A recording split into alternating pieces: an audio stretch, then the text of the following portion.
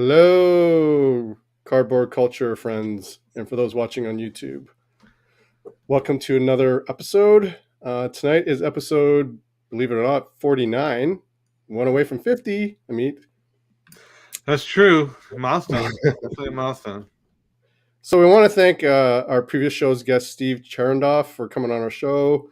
Our president of Rittenhouse. A man with 25 years of professional experience in the entertainment and sports collectibles industry, as well as a lifetime collector himself. So we really appreciated the fact that he shared his thoughts on his company, where the entertainment products will be headed in the future, and plus some of his stories as to how he got to where he got. We also expect, Amit and I, that the momentum of the entertainment collectibles products will continue to keep going up. And for us, this was a bit of a bucket list moment as well since we were given. Since we are both very heavy into non-sports and entertainment products, and we're fans of it. So, or do you meet? Well, tonight we're waiting for our guest to arrive. He is a father like me, so I'm pretty sure he's probably putting his kids to bed still. Let's give him a few minutes. But in the meantime, I'll do a bit of an intro I'll introduce who we're doing next week. So on March 8th, we have Tim Corriveau from Get It Shipped International. So it's a service that you can use as kind of like a drop box, like a mailbox that you can kind of rent or use their services. They have two services, I believe, and he'll get into more details next week. But the whole purpose is you ship everything to one location and he ships it up for you. Really interesting guy. Had a long talk with him a couple nights ago. He's a super interesting guy, so I'm hoping we get to hear some more stories from him. In the meantime, I'm going to go check if everything's all good with our guests. Just give me a few seconds. I'm going to go and text him. Kent, you can ad-lib for a little while. Sure. You mean you don't want to say his name, who our guest is? Or do you just want me to flash it on the screen? Well, I can flash it on the screen, but okay. I guess I could do the intro, but the whole point is this gentleman right here. But the whole point of an intro is to do it when he's in the back, but then I'm going to have to do it twice. So I don't want to do it twice. I'm getting my glare, from my camera, but there you go. There's the name. And this is from a famous set, by the way. So who is watching right now can tell me what set is this from and which rookie is really famous from this set. You should all know. Well, for those that are into hockey anyway. What year, what set is this? It features a very well-named rookie card that came out of this set and is very super expensive nowadays. Dun, dun, dun.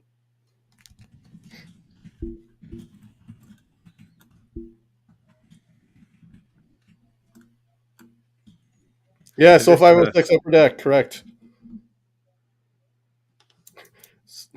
No, it wasn't 2007. Yes, Crosby and Ovechkin year, correct. Yes, it's actually a very famous draft class. Actually, what's really cool, if he eventually comes on, I'm really hoping that there's no issue, but what's really cool is he's part of a very famous draft class. So in that class was Crosby and Ovechkin, right? Plus we have Getzlaf, we have Perry, we have Rene Bourque, yes, in his name, and Rene Bourque for sure. Don't forget Duncan Keith. I think Seabrook too. Seabrook was there. Franzen. Jeff Carter. Mike Richards. Your son's favorite goalie. Henrik Lundqvist. Yeah. So, I mean, that draft class. Oh, and Dion Phaneuf. Don't forget Dion Phaneuf was in there too. Yeah, Dion Phaneuf, but he's not going to Hall of Fame. No. So I'm going to say arguably Getzlaf is probably a Hall of Famer, I would say. It's probably Perry too at some point. Definitely Sid, definitely Ovi. Oh, hey, Barry. Nice to see you on tonight. Hey, Barry. Definitely, who else? Definitely Phaneuf's not a Hall of Famer for sure. I'm trying to think of any Hall of Famers that come out of that set. Let me think. Oh, Lundqvist for sure. Lundqvist for sure. So there's four for sure. 4 or 5. So Perry, Getzlaf, Lundqvist. Parise, yeah, Parise could make it too. Oh yeah, Zach Parise is in that set too. Parise is in there too. That's a good one. I put all my eggs in one basket. I went for Gilbert Brule. That was my guy I picked up a lot of. Kopitar was 05? I didn't know that. I didn't pick up on. I didn't load up on Brule back then. Yeah, I have too much of it. But yeah, and then Carter and Richards, for sure. We mentioned those two, but I didn't realize Kopitar was there. Really? I think Kopitar was Series 2 with Ovi. I think. Now I gotta go look.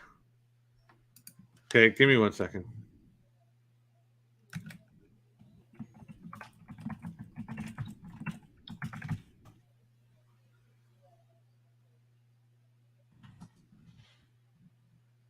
Yeah, 2005, Kopitar. Right. Yeah, Kopitar. Wow, he's a Hall of Famer for sure. Yeah, for the LA Kings, yeah. Man, that draft class is stacked. It didn't seem like that back in 05, 06 because everybody's just concentrating on Crosby and Ovechkin, really. But when you think back to it today, yes, it was a very stacked draft class for sure.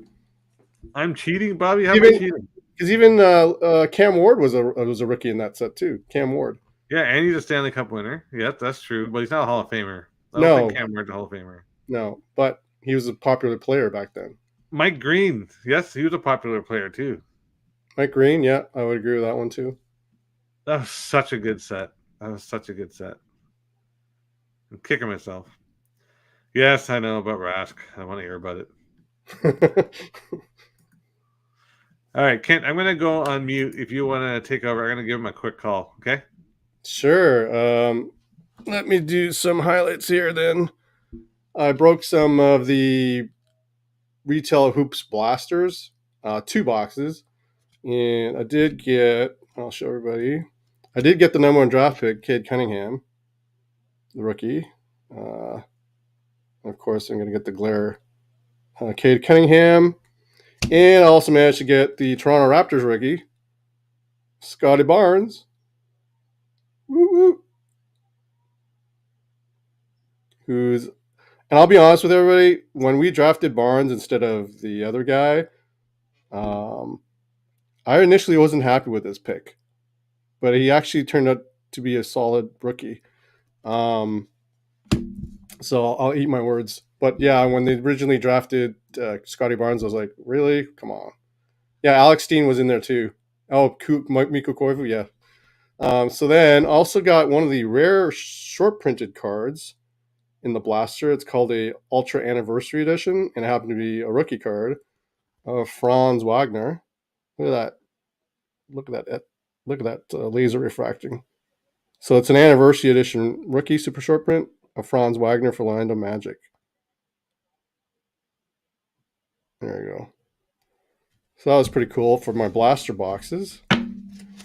What else we got here that I could show off? Oh, I did pick this up for my soccer PC. For those of you that know soccer, you'll probably know who this dude is.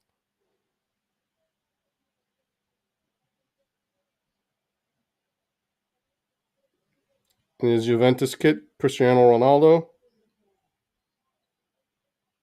Boom. So I'm happy to add that to my soccer PC.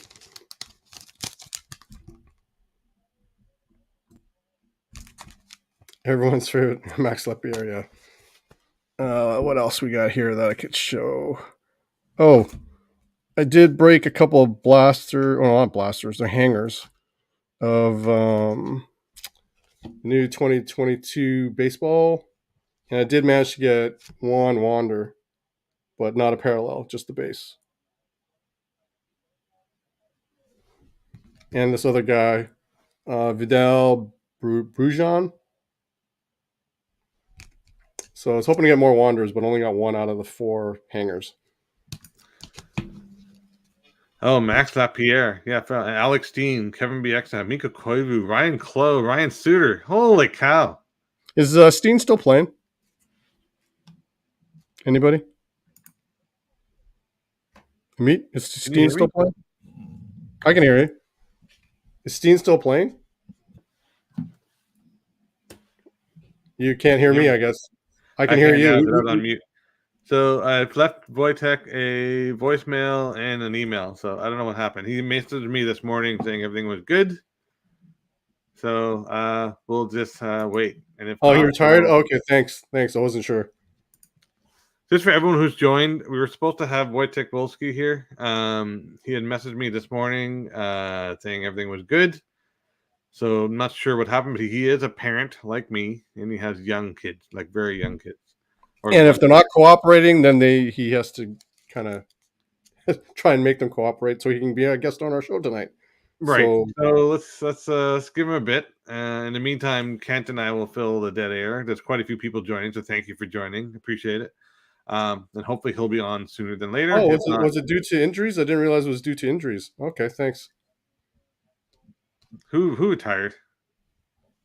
I was asking about Steen. Steen's still playing, I thought. St. Louis? No? I wasn't sure. That's why I was asking. Because again, I haven't been following hockey for a long while because I switched PCs, so I'm not a hockey dude anymore. Sorry for the folks that collect hockey. Oh, he did retire on the December 17th, 2020, but that's crazy. Yeah. Oh, back problems. Wow, really? I did not know that. Thank you for sharing. I didn't even know that. Thank you, Bobby, for saying hit the like button. Appreciate it. Seriously, that draft class? Yes, insane. I don't think I'll ever see a draft class like that again, ever. Not stacked like that. Gosh. Forget the double cohort, just single cohort, even like on its own, 0506 on its own. That draft class was one of the few products where you couldn't go wrong with either Series 1 or Series 2. You know what's crazy? I actually had at one point BGS 9.5s of almost everyone in the set, including Lundqvist. And I didn't have Crosby and I didn't have Ovi, but I had everyone else. And I sold them all. Oh, well. What can you do? Oh, hey, Sean. Are you worried the 20... Yeah, that is the talk that's been going around, Sean, about the print run from Topps. It's like they kind of went cheddar with the printer press. I'm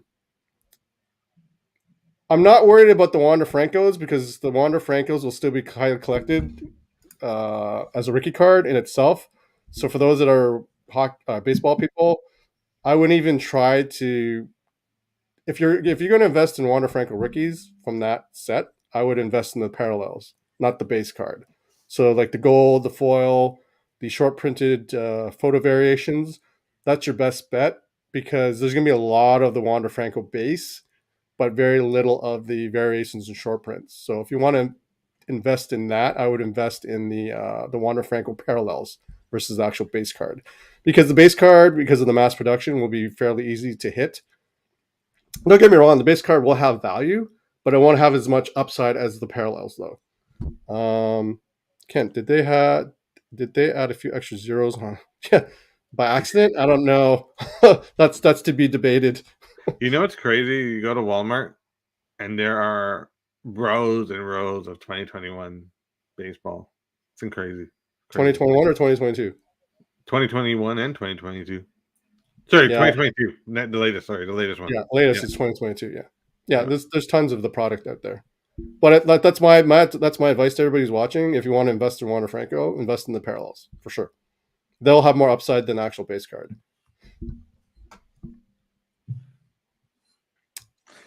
I can't. Well, we'll see. We give it till 9:30, and if not, we may have to reschedule. Unless you guys want to keep us talking, we can keep talking. Well, I mean, why don't you? I have one of those blasters Prism football there. That's mine. Why don't you bust one for me? Yeah, I'll have to go off camera because I have to take apart everything up there. Oh, it's it's up to you if you want to go off camera for a little bit and just grab one blaster. Yeah, we could do that. Let's give it 2 minutes. If not, then we'll go. Yeah. Let's give him a chance. Yeah, I know that Amit has product. I don't have any more product. I broke mine all the other day. Oh, I got Mosaic, but I don't want to bore these people. These people aren't here to see me bust Mosaic. They're here to see us do an interview. Yes, but if we don't have an interview guest tonight, then we'll have to ad lib. It's okay. This is one of the issues you have with doing a live show. You never know what you're going to get, right? If you tape it, you can always run it later. Open up the live stream to guests. Yeah, we can have a live stream with guests. For sure. Let's do it. You just post the stream link onto the comments there. I will warn you that if Wojtek shows up, I'm kicking you all off. Interview the box of cards. All right. See, everybody likes a box break. You can't say that people don't like box breaks. There. I put it in here. If someone wants to join, please come up. Yeah, we'd love to have you as a guest.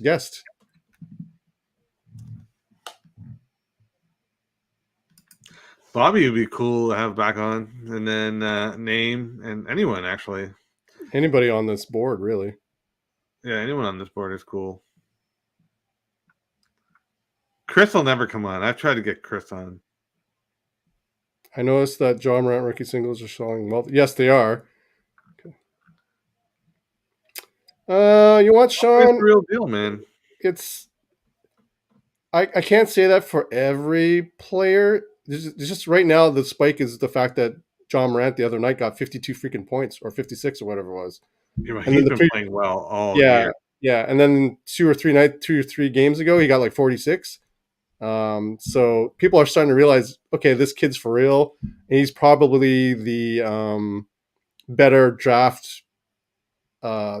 rookie of that draft class versus Zion, who hasn't even stepped on the floor once this year. So I think it's kind of clear now that John Morant was the number one guy and not Zion, sadly for me, because Zion still has time. I have a bunch of Zion. Yeah, he has time, but the problem is he's kind of out of touch with his team. If you've listened to the reports, and he gained a lot of weight. Then they sent him off somewhere up in I think it was Oregon or Washington State to get back to his physical regimen. Because here's the thing, last year when he played, the guy was all muscular and he looked like a beast on the floor. Yeah. And then all of a sudden he gets his foot surgery, and then he becomes like not watching what he's eating and just ballooned. So I don't know. The worry about guys like that, and I'll say this to everybody's watching, he could end up having the same effect that Yao Ming did. He had a good power forward like Yao Ming, but the problem was it was his weight. So every time he landed, he was causing fractures in his foot. Yao Ming also was playing like for Chinese national team. Yeah. Was playing. He never stopped playing.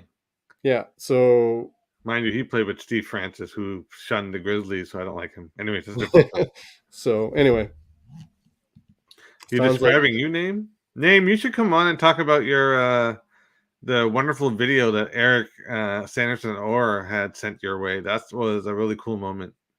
Yeah, he definitely stepped on the floor at McDonald's and Taco Bell. That's what they said. Yes. Yeah, I guess it's better than hot dogs with Phil Kessel. Phil Kessel has 2 Stanley Cups, though, man. That's true. He could be honestly. I don't have a problem with that. Hey, Eric. Yeah, you tell that name to get on here. Yes. Yeah, somebody can come on here. I feel really bad for all of you guys that came. Actually, Eric, why don't you come on? You're always talking. I know you're on. Eric. Plus, Amit wants to hear your New England accent. Anyway, while we're waiting, I apologize to everyone. Looks like it's 9:18. Either. Yeah, I know. Can you imagine if Yao's feet had held up? For sure, I would agree with that. Yes, he would have been a total beast.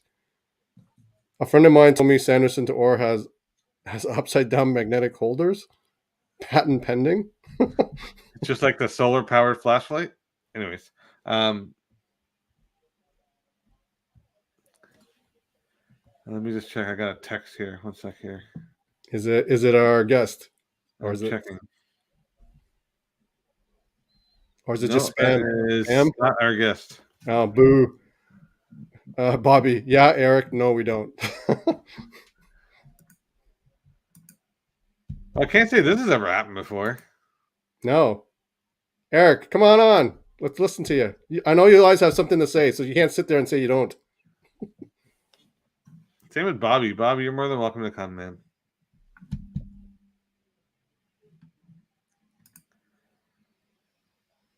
All right. Well, I guess while I was sitting here, you guys actually want to see me open up a box of cards? Oh, there we go. Hey, all right. Sup?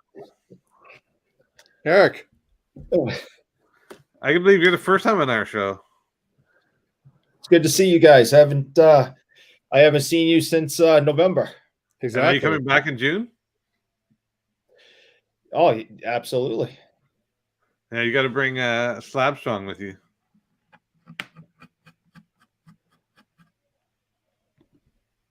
No worries. BCG indeed. Can you hear me now? Yes, I can. All right, Yep, I we was can hear getting I was getting feedback, but I shut down the YouTube stuff, so we're good. Okay, cool.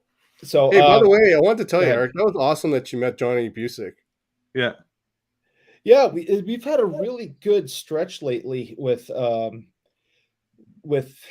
former hockey players in the area coming to shows. And I've met Terry O'Reilly recently, Johnny Busick, Reggie Lemlin, Rick Middleton, Don Marcotte, Brad Park, Mike Milbury. The list is going on and on. Yeah, the guys who are running the shows around here have really done a good job this season, getting a lot of hockey players, because usually it's it's all retired Patriots or Red Sox players. Sure. But they've really done a good job. I was really impressed to see that Dave Silk, former Boston Bruin, but also on the Miracle on Ice hockey team, the 1980 hockey team, recently did a show. So you could either have him sign, Miracle on Ice stuff or Boston Bruins stuff. So he's a super nice guy. So it was nice to see. That was the first time I've had the opportunity to meet someone from that team, from the Miracle on Ice team. Oh, no way. Really? Wow. Yeah. And a lot of them were from Massachusetts. But this was the first time I met one. Funny how Massachusetts shows up every time you talk about them, eh?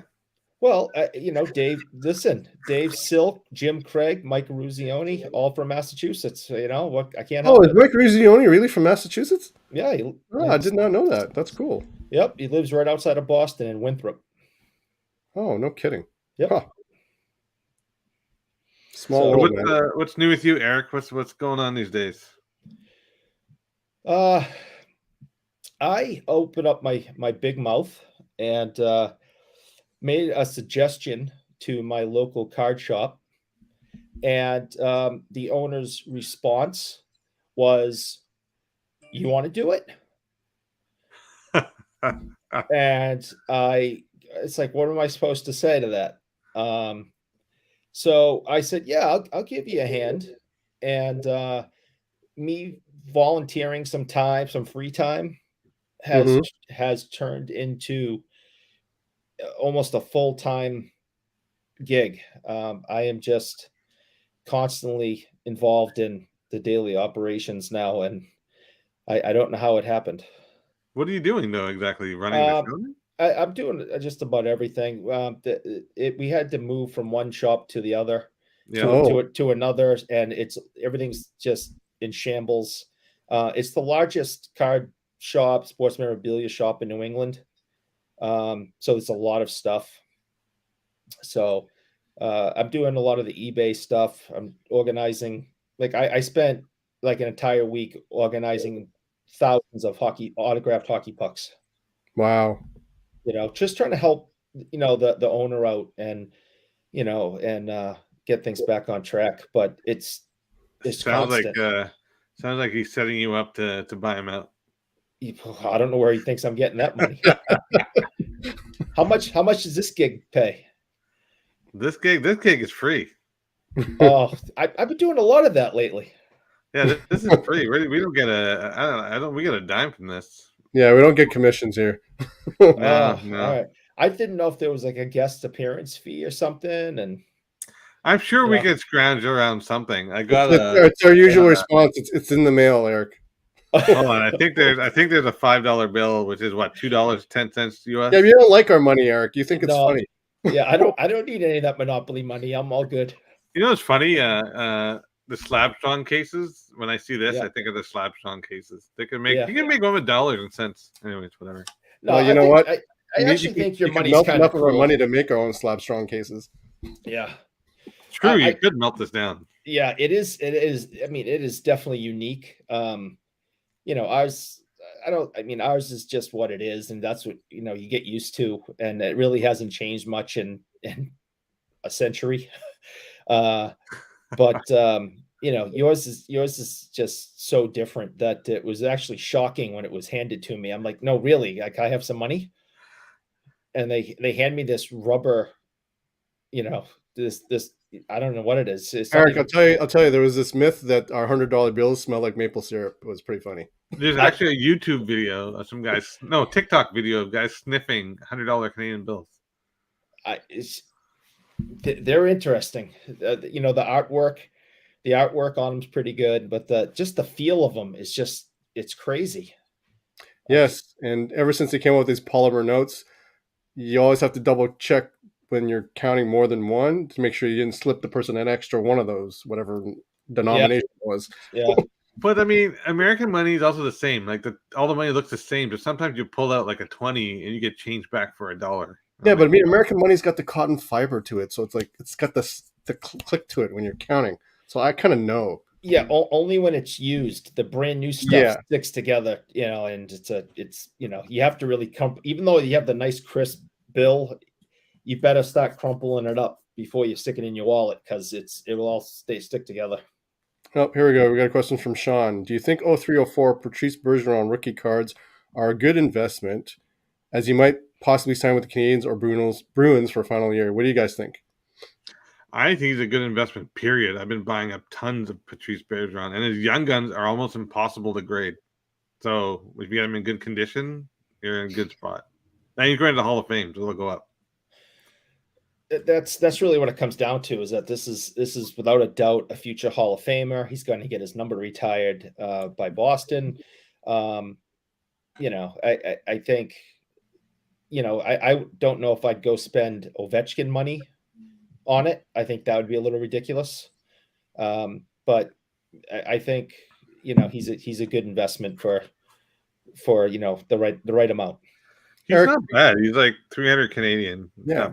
So Eric, what's your thoughts though? You're being a Bruins fan. Do you think he'll actually make the move to Montreal, or do you think he'll stay? Well, if you had asked me if I thought David Krejci would leave the country and go home and play in that league, I would have laughed at you and say, that's ridiculous. Why would anybody want to do that? But he did. Yeah. And he still has a couple of really good years left in his legs. And we keep hearing that he might come back for the playoffs somehow. It's all the talk all the time here, that he may just show up one day and be back on the Bruins. And it's like, well, salary caps and waivers, it's like, I don't know how that's going to happen, but it's above my pay grade. So anything's possible. If he wants to go home and play in front of his friends and family and the team that he grew up rooting for, in nowadays sports, anything like that's possible. I mean, that never would have happened in the past.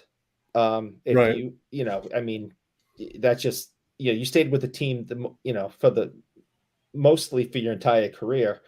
There was definitely trades and people moved around a little bit, but as a rule, you stayed with the team that drafted you. And if your team had a rival, you definitely didn't go and join the rival. That's true. Yeah.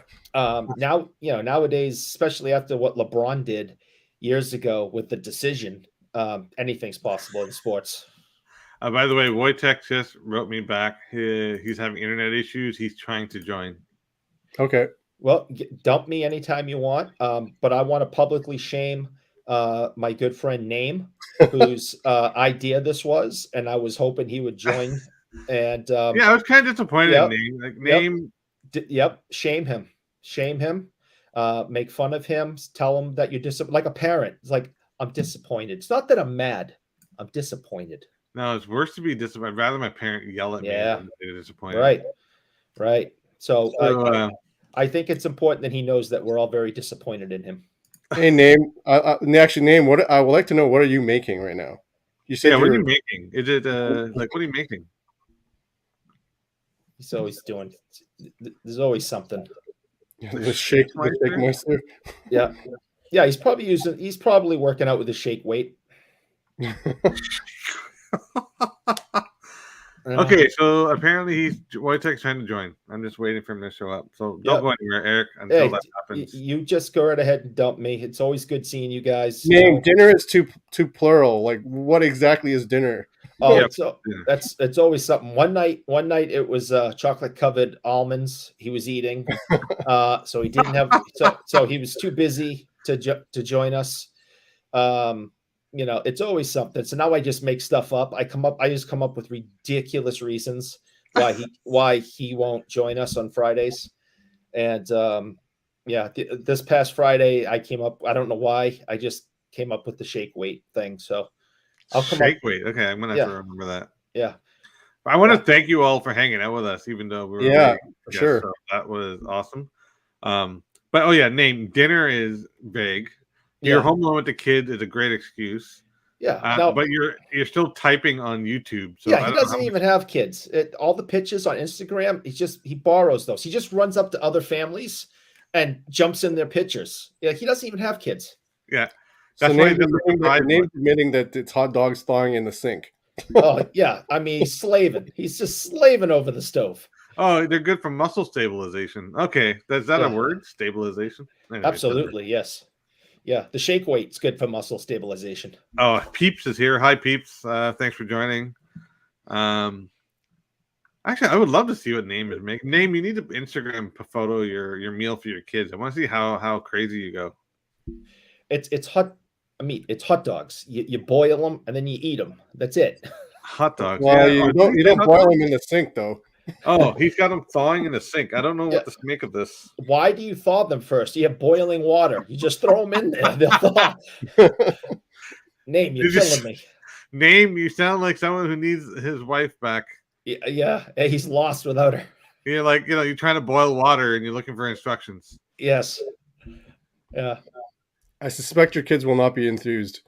No, well, if you put ketchup on anything, kids will eat anything. Oh my God. Can you make sure that's the Simpsons reference? Probably. I remember like my kids, I put a bottle of ketchup on the table and then it's like all you hear is and it just doesn't end. I'm like, it's ketchup soup with like something to eat. Oh boy. Yeah. Well, we had the opposite. I burned it. He burned the water. The hot dog? No, he burned the water. Burn the water. Burn the water. Is it our fault? Yeah, is it our fault? He overcooked the water and burnt it. That's how good he is. Bobby says that he misses the hot dogs outside the expo. Well, they're better than the hot dogs in the expo. Yes, I would agree with that. There are hot dogs in the expo? Oh, listen. All right. I won't go into great detail, but I'm a cheapskate and I was dumping all my money into cards and I was not going to spend that kind of money on food, right? So I said, all right, what's the cheapest thing in this little eatery, right? I figured a hot dog and a soda is going to be the cheapest thing. Well, that cost me like $175. And if you remember on the hot dog cart, it said Nathan's.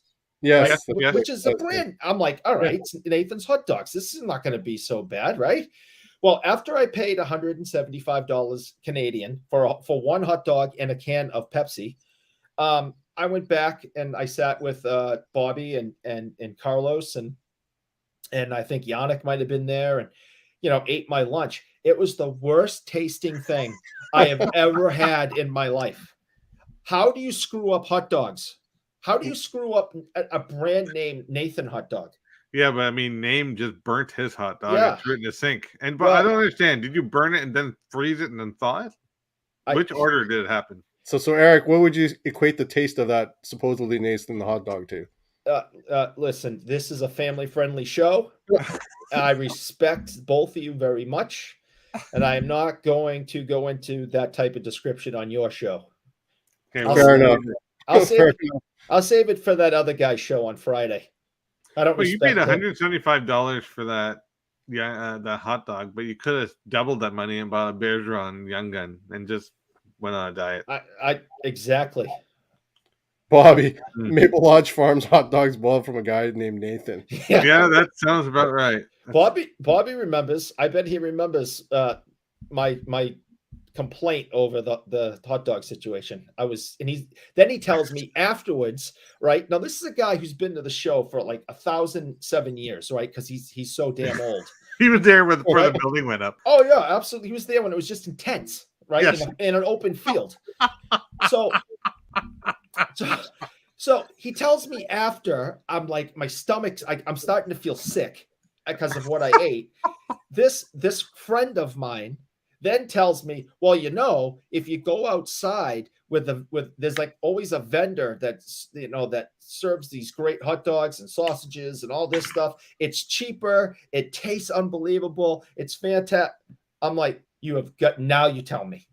Like, I'm ready to revisit what I just ate. And now he tells me that there's real food outside that's cheaper and better. This is the friends I have. Oh, Bobby, did you actually settle for the pizza? Bobby, did you actually settle for the pizza slice? My goodness. It was horrible. It was horrible. So the next time you're up here for Expo, Eric, what are you not going to have? Well, I am not eating another $1,000 hot dog. I know that. It was, oh my God, it was so bad. I don't care if it says Nathan's or what it says. Oscar Mayer, I'm not eating it. Now that Bobby told me the secret, go outside to the guy in the cart. That's where it's cheaper and much better food. Definitely much better. We call it kind of street meat, but the street meat's much better than the inside. This is a family show. I will not describe what kind of meat was inside. I'll have the street meat on the outside. I will not ever do that again. I guess that's horrible. I want to let Steve know. Do you think he knows that the food that he has at his shows? Have you seen Steve? Steve is like a spitting image of health. I'm pretty sure he doesn't even touch that food. No, he doesn't eat hot dog, but he should at least know that he's serving poison to his customers. But he's not serving it; it's the vendor. So I think we asked him that question one time. He was on our show. I think we asked him that question. His wife is a health food shop owner. Like she does health nutrition. So, and if you see Steve, he bikes everywhere.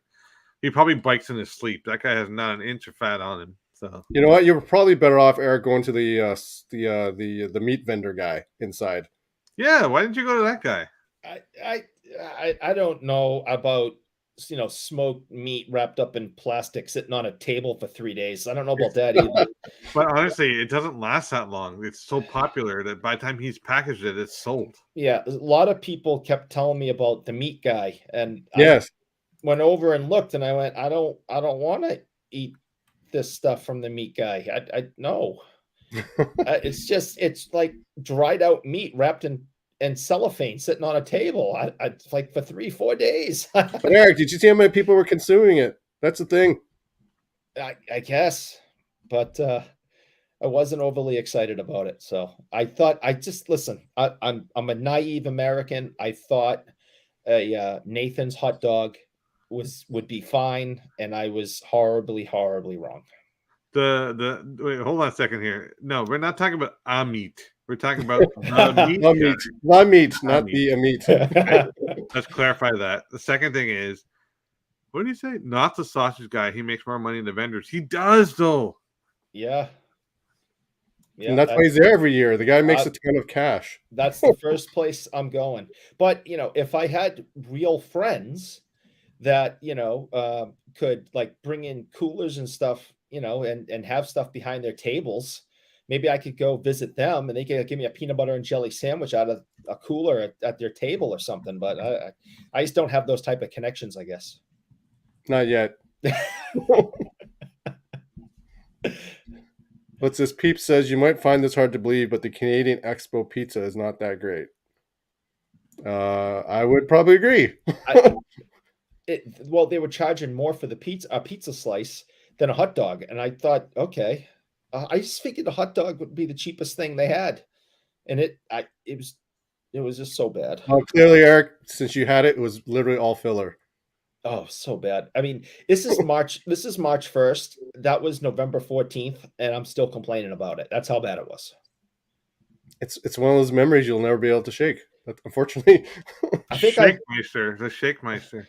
Yeah, I got to ask Name if he could send me a shake weight so I can shake this. Is Eric saying hot dog or hut dog? Yeah, either way.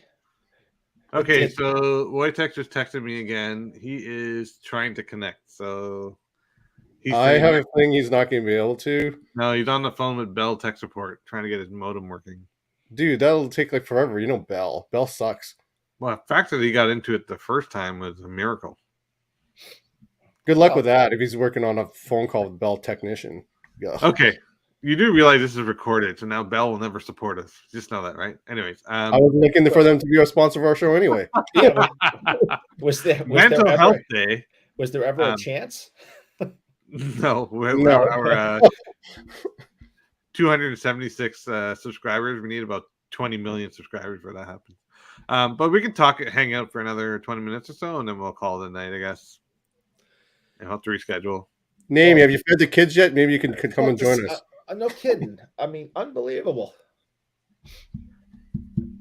It's hilarious. He says, I'm talking to Bell. I don't know why. If they say it's fine, but I'm saying it's not working. I've never had such a hard time trying to do an interview. Oh, Bell. You know what? If Wojtek can't come on in the next 5 minutes or so, just let him know. We'll have him on next time. Yeah, I'm going to. I already told him because I don't want him to bust his, whatever, trying to get on.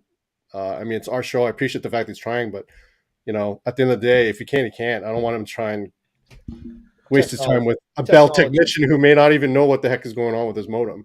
I agree, but I'll tell you one thing. When I was researching Wojtek's career, holy cow, that guy has done a lot of stuff. Peeps, I believe it's Josh. Eric, what's your latest card pickup? I just posted it. Did you? On Instagram? I must have missed it. I just did it a very short time ago. You're probably getting ready for the show. So my favorite card set of all time is the 69-70 Topps and/or a Peachy. That's my all-time favorite. I gobble them up. I have the top set twice over. I'm working on the Apici set. I'm trying to get it all in PSA 8. Nice. I'm always working on something with that set to keep it going, So the thing I'm working on now, I'm working on all of it all the time, but the newest thing is I want to get as many of the cards autographed. Hey, all right. So unfortunately, a lot of these guys that played in 69. Hey, Bobby. 69. Hot dogs. Hot dogs. Hot dogs. No, you said hot dogs. Hot dogs. It's hot dog, as they say it outside. They're Greeks. I'm Greek. My wife's Greek, and that's how they say it. Hey, you coming over? Come get a hot dog. Hot dog.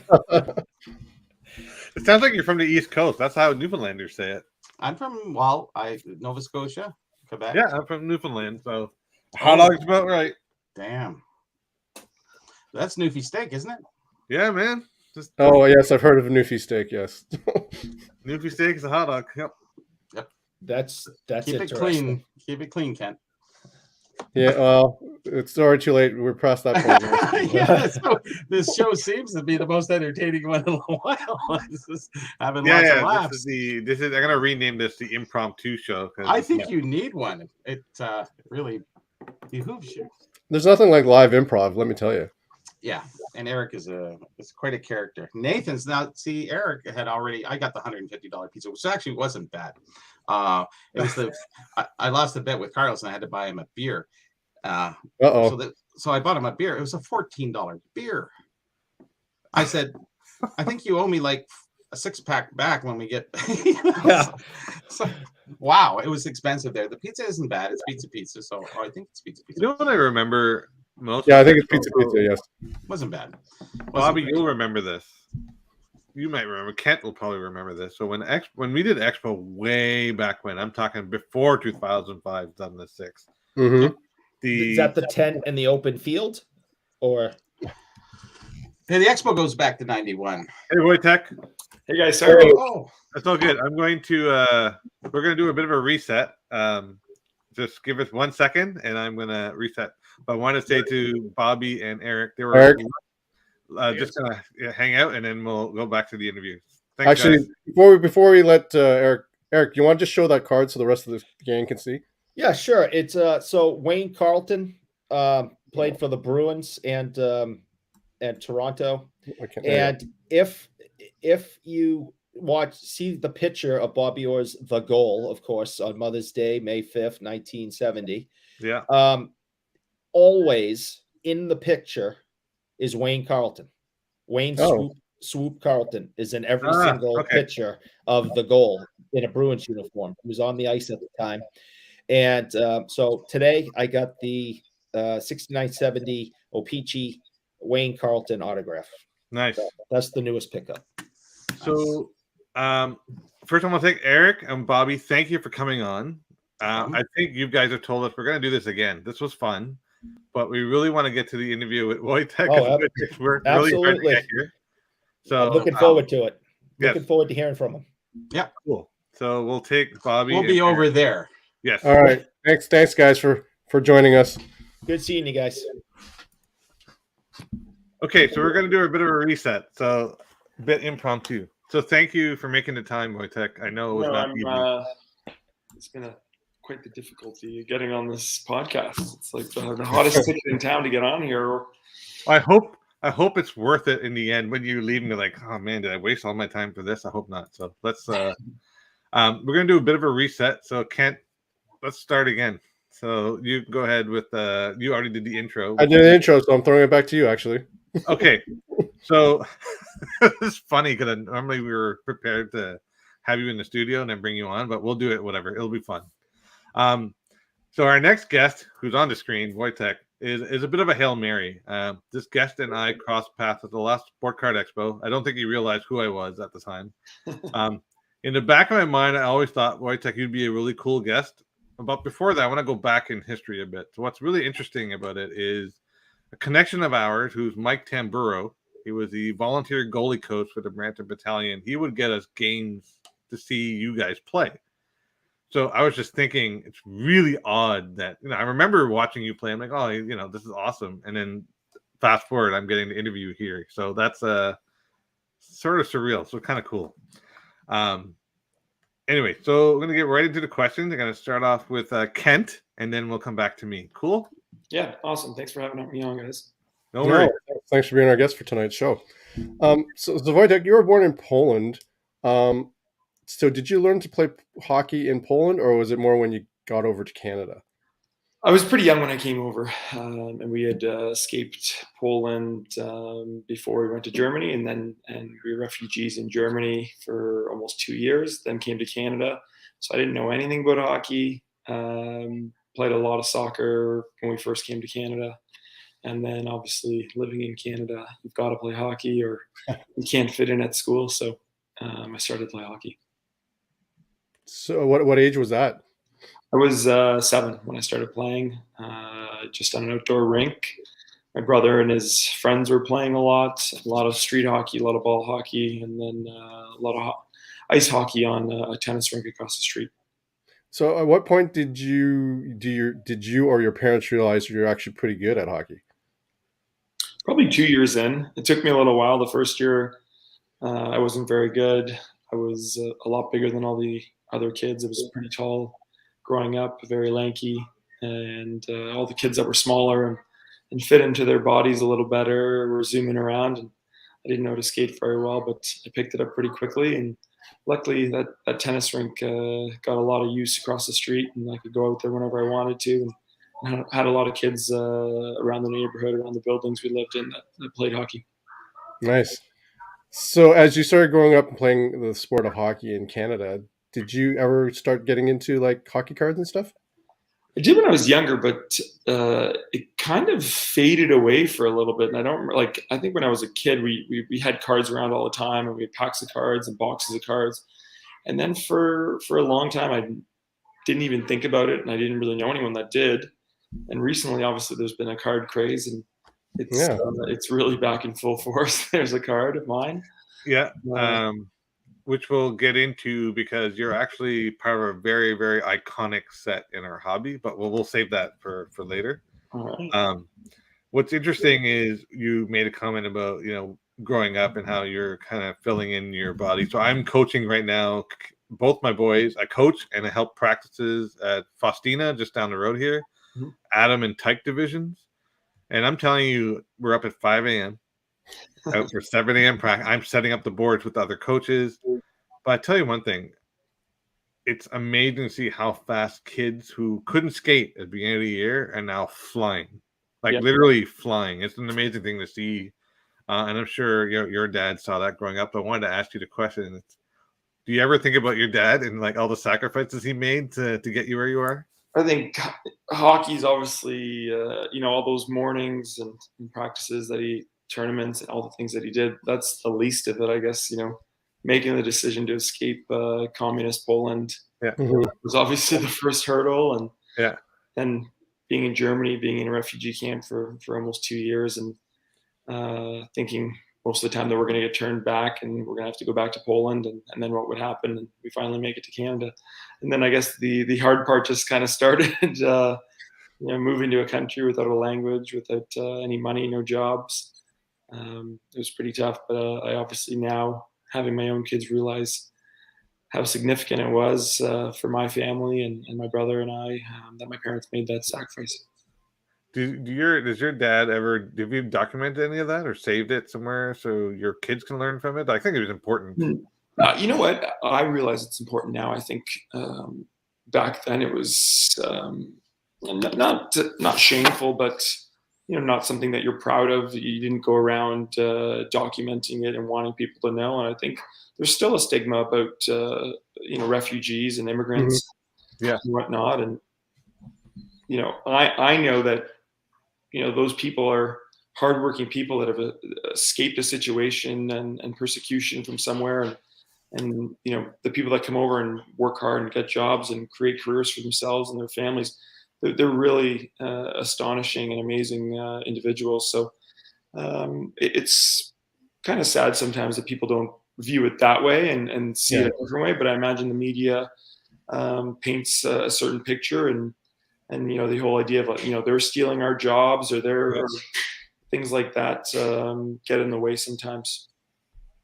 Yeah, but your stories like this, so you coming on YouTube and talking about it, adds to the opposite story, which is to beat it back with positivity. So it's inspirational. So I want to make sure your parents came in here. My parents also came here with nothing. So your parents came with nothing. Kent's parents. So we all share that immigration dream through our parents. So, and look at where we are now.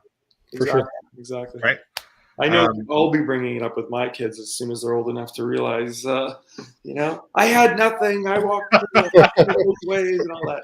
Or did you know I didn't have a toy when I was little? Anyways, sorry, Kent. Go back to your questions, buddy. Sure.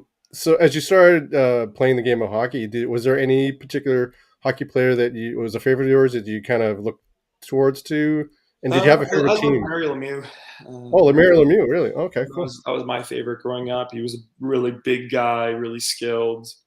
Even though he was a righty and I was a lefty, I kind of thought of him as somebody that I loved watching. I thought it was, he just kind of flew down the ice and he had some amazing goals. I loved Peter Forsberg as well. And I got to play with Peter, which was pretty incredible. But those are definitely two players that I loved watching. Yeah, Peter Forsberg was like a tank. He was like, you could not pull that guy down. He was like, I hated him growing up because he killed all my teams. I'm like just pulling my hair out, like, can someone stop him? And Mario, I was a Gretzky fan growing up, right? So you couldn't like Mario, right? So Mario was the enemy, right? But he was fantastic. I have to admit, I mentioned this to you on the phone, and I mentioned this to the crew that helped us with the time earlier, that when we started looking up your stats and your history, I was actually quite amazed. Like, first of all, so I know I'm not going to embarrass you, but I got to say, just going to couple up a couple things. So think about it. You're an all-rookie team in 2002 and 3. You're a first-team All-Star in 03-04. You're a top draft prospect award in 03-04. You're a second-team All-Star in 05-06. The Red Tilson Trophy winner in 05-06. William Hanley Trophy winner also in 05-06. You're also part of the most famous draft class in the history of hockey, I'm going to say, which had Ovechkin and Crosby. And then you missed it earlier. We were talking about all the other players in that group.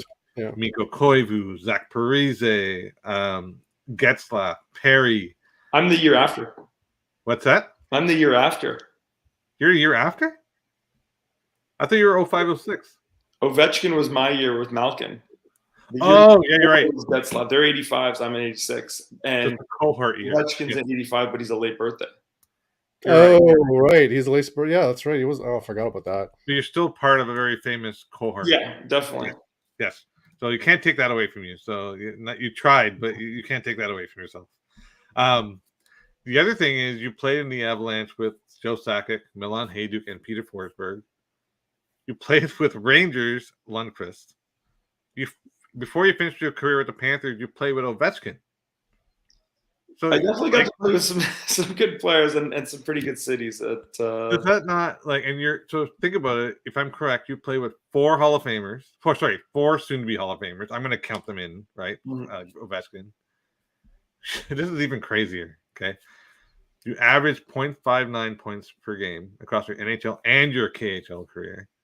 You're also a Team Canada Olympian, 2018 Winter Olympic bronze medalist, and you were coached by the legendary Dave King, who I admired and loved growing up. Mm-hmm. And we'll cover that later. But I mean, don't forget, Wojtek also has many records with the Brampton Battalion. He does. But I didn't want to embarrass him, so I don't want to go too far. But do you ever think about that? Like, you're not a small potato in the hockey world. Like, you've done quite a lot of things. Do you ever does it hit you? What do you think of? I think because we're so, like hockey players or athletes in general, we want to be the best and all these things. We think about like, how could I have done it better, or what could I have maybe changed. But yeah, now that I'm older, I think I'm retired and I have kids, and my son's 7, so he's starting to ask questions about hockey. And today asked me, do you know how many goals you scored? And I kind of do. I may know the exact number, but it starts to hit you a little bit, and you realize how hard it is, and what you've accomplished, and things that I think sometimes I think about the things maybe that I didn't accomplish, or the ups and downs, and appreciate them more now than I did back then. I think when they're happening to you, and things are going tough and hard, and you don't know when you're going to come out of it, you're not appreciative of it, and as you get older, you realize that those are things that really build your character and allow you to wake up the next day and be ready for anything. Do you think I was almost prepared to hear you say a hockey cliche? I'm glad you didn't. But do you ever attribute kind of your humbleness to like what your mom and dad went through to get here? Like that, where your humbleness comes from? Most likely. I know growing up, my parents tried to instill that in me.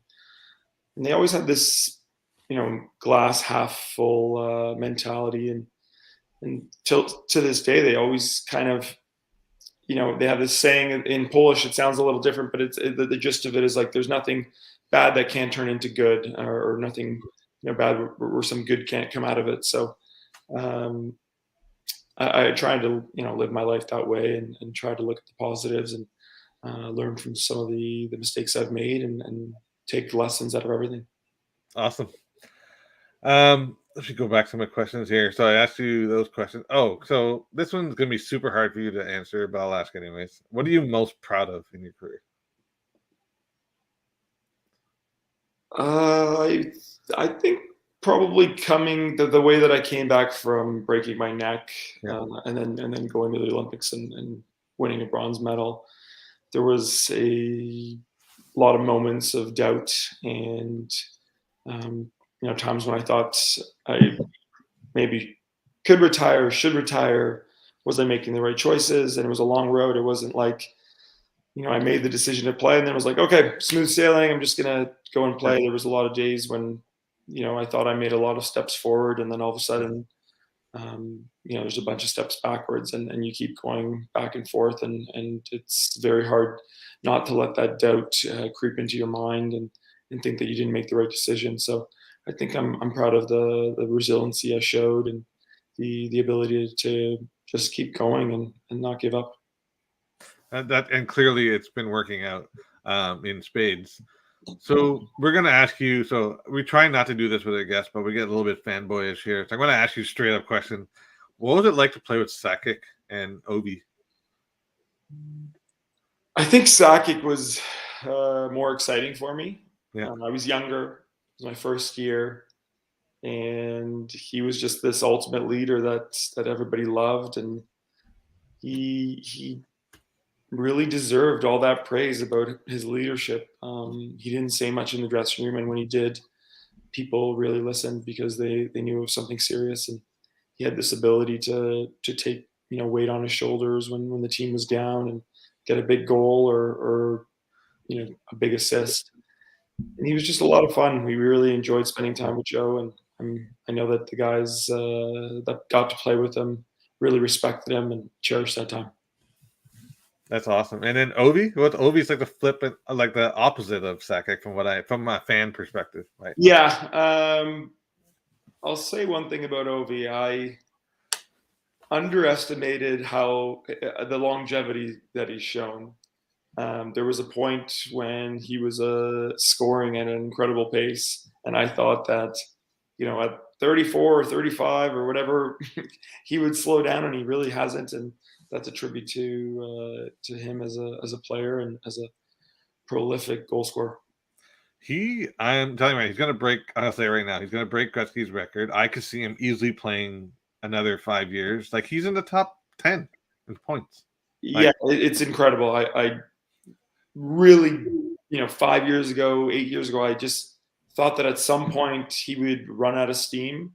Mm-hmm. And Wayne Gretzky's record was just too far away. Like he couldn't score that many goals over, the next 5, 6, 7, 8 years. And I really think now that he could end up doing it. It's crazy. I mean, I'm pulling for Matthews, but back in my mind, I'm like, because I'm a Leafs fan. I think Matthews is not getting anywhere near. I'll say this right now: he is not getting anywhere near that record. He probably won't, but I love the Hart Trophy race. Yeah. We have a question for you. Is from Zach O'Donnell. So thanks for joining. Who is the most underrated player you've ever played with on the Avs? Do you think? Oh gosh, I've played it. We had a lot of turnover.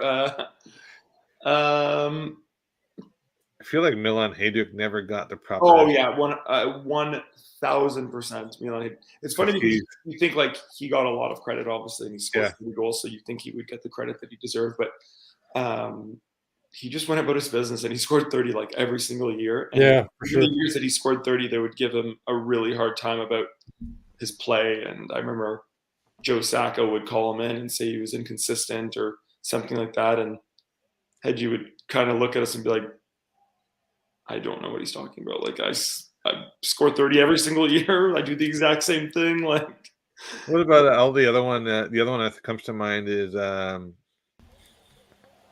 Foote. No, sorry, what's the defenseman? Rob Blake. No, not Blake. Foote. Adam was yeah. He was underrated too as a defenseman, I think. So I got Adam in his later years of his career, but I just remember him being a great leader and just a genuinely great guy and really fun to be around. And I ran into him in Finland while trying out for the Olympic team. He was an assistant coach and just helping out, and it was really nice to catch up. And I have a lot of respect for footy and everything he's done. And now that he has 2 kids in the NHL, pretty incredible. Yeah. I forgot that Blake was there too in the Avalanche. Jeez, how did I forget that? I played with Pierre Turgeon. Yes, one of my favorite teammates ever. He was also, I think, in his last year, and I was like 19 years old. And every morning he'd ask me how I was doing and how my mind was and how I was feeling mentally. And he was just really trying to mentor those younger guys, younger players, and pass it along and pay it forward. that team was stacked too. Like the Avalanche that was a solid team too, right? Like there was a lot of solid players on that team. You were really blessed to be on that team too, right? Like, I really was. I got to be around Rob Blake and Jose Theodore and all these different guys, and Darcy Tucker at the end of his career as well, who was great to be around. I'm trying to think of some other guys that would have been there at the. We got one. I recently went to an Avs alumni weekend 2 weekends ago in Colorado to raise some money for the local hockey team in Telluride. Oh, nice. I've seen some of those guys in 10 years, and it was really, really cool. We got to ski together for 3 days and play a game together and do a clinic for kids, and it was just really fun. And I think I'll definitely go back next year, try to go back a couple times and do a similar charity event for them. Well, now that things are opening up, should be easier, right? Less. Hopefully. Yep. If you don't mind, there's a couple of questions before I switch it over to Kent. Okay, so one question for you was, we were going to ask this later, but okay, I'll let him go. For Peeps, Josh is asking, do you have any treasured keeper cards from your childhood? Did you keep anything from your childhood? Okay, I had a box of, I want to say 1990 or 91 hockey cards, and I don't know where it is. It's in my parents' house somewhere. Only back then when I got it, someone gave it to me as a gift. And I opened it like one time, and then somebody had told me, like, keep these cards and like don't ever like touch them because you want them to be in mint condition. So I never touched them and just like kept them at my parents' house. But we moved around so much. Like, my mom says she doesn't know where they are. But for all I know, like, they're in Florida for the last 6 weeks. Like, they might be living off that money. Those cards. They deserve it though. They deserve it. 100% they do. But like, cut me in. Okay. To cut you in. Evan Smith asked you a question for Wolski. Is there a goalie that you just couldn't score on? Anything come to mind? My last year, it felt like every goalie. Just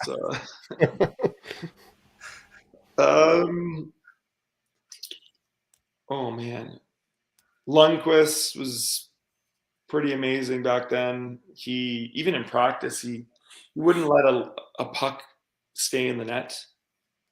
Like, some goalies, like, they score or whatever, they don't worry about the pucks. Lundqvist, if somebody scored, he would take the puck out and shovel it like to the side. There would never, he didn't want any pucks in the net in practice even. Like, he hated it that much, and he was so focused every game, every practice. So he would definitely be up there. That's crazy. Also, just as a funny anecdote, my 4-year-old at the time saw Henrik Lundqvist once on TV, and for the next 2 years, I want to be Henrik Lundqvist. I want to be Henrik, and I was going to take him to the game, but then he retired. COVID hit, and I was going to take him to the game, so I never got a chance to see him. But he wanted to go see him play. So I got a bit of a soft spot for Henrik Lundqvist because of my 4-year-old. So yeah, he's a great hockey player, great individual, and just a professional. Really came to work every day, wanting to get better, working. Like, after games on the plane, he would watch the game right away, go over all the clips with the goalie coach. It was pretty incredible to watch how professional he was. Definitely best dressed at all times. Yes, still is. He'd go on like a 3-game road trip. He'd have 3 different suits, 6 different ties, 4 different pairs of shoes. And some of us would try to get by with one dress shirt and one tie, hopefully a dark one so you don't get it dirty. He also just came back from an awful heart surgery too, right? Yeah. So he just recently came back to retire his jersey, I believe, and he was still dressed to the nines. Yeah. Actually, I got to ask you a question about your career, but I'll wait till after Kent gets through a couple of questions. Yeah. So, did you ever dream of the potentially of playing for like Team Poland? I did at one point. When I went over to play in Poland during the lockout, I thought for a second, like, maybe I should try and make the push and then play for Poland and try and help the hockey program. Then I'd been told that they had changed the rules and I wouldn't be able to play unless I had played in Poland for 2 years. Oh. So it was kind of impossible. I wasn't going to stay to play there for an extended period of time. And then I ended up going to Russia. So I knew that wasn't a possibility anymore. And then I had gone over and done a hockey clinic with Sk8on Hockey, which I grew up going to and Stamkos and Brent Burns and Pietrangelo and all these Sk8on and all these other guys go there and still go there and went there. And so we went over to Poland and did some clinics, trying to kind of help the hockey program, but it doesn't seem to work out too well, and it's kind of been stagnant for a long time. Did you ever get a chance to interact with Miros Strakowski or Christoph Oliwa? I did, both of them actually. Miros was here in Toronto when he was playing. I was pretty young, but I got to kind of have lunch with them one time, and then when I was in Poland, I got to see him again and nice, like a show with him. And I also got to hang out with Christoph Oliwa very briefly for a day when I was visiting Poland. Sweet. I just like saying his name whenever I was playing hockey. I'm like, Christoph Oliwa. It was just it just rolled off the tongue. It's actually crazy that he was the one that won the cup. Yes, I know. Yes. Now we have a question. Yeah, we have a question here from Amit. You want to bring it up? Sure, I'll bring it up. This is from Name. What was it like playing? Rene Bourque? He's a great player, and I was fortunate enough to play with him in the Olympics as well. He's a big guy. He's strong.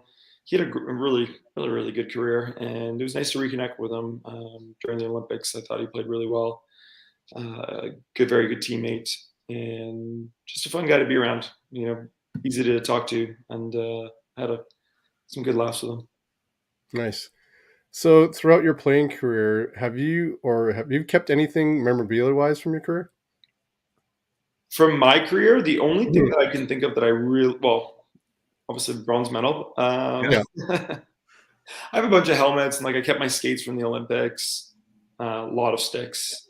Too many sticks, 100 probably. But I also have it's at my parents' house as well. All the cards from Colorado. Oh, no way! Wow. A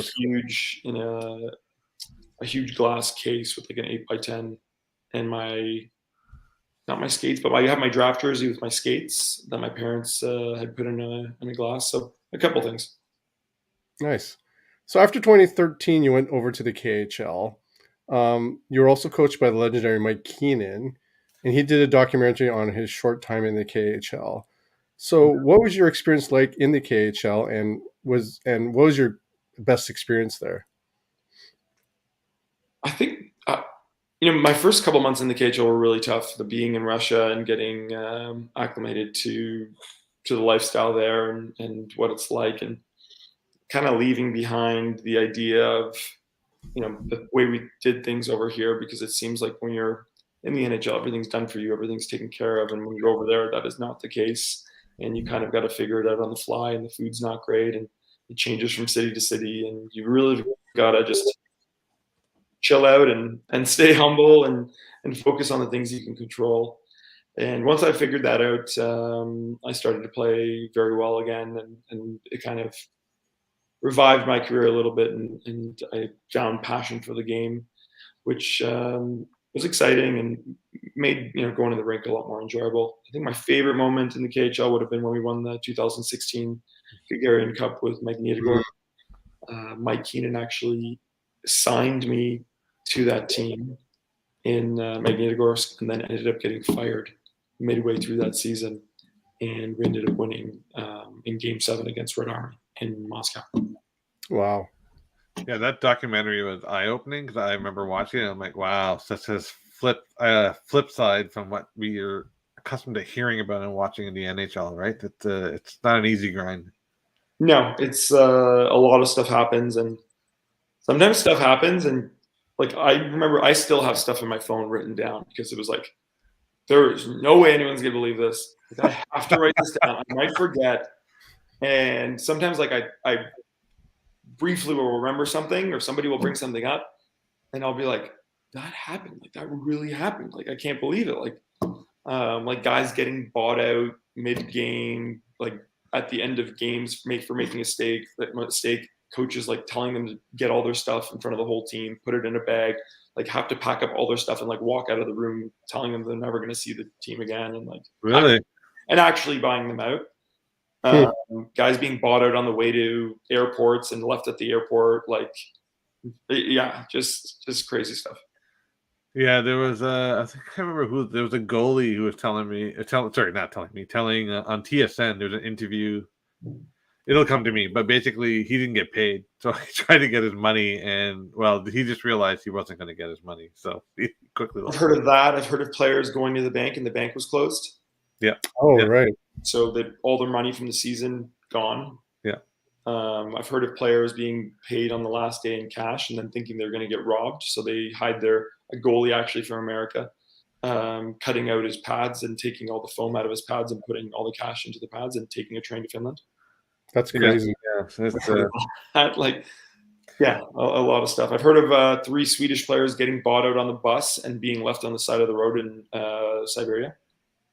Siberia. Oh man, Siberia. Yeah, Oh, -30 weather.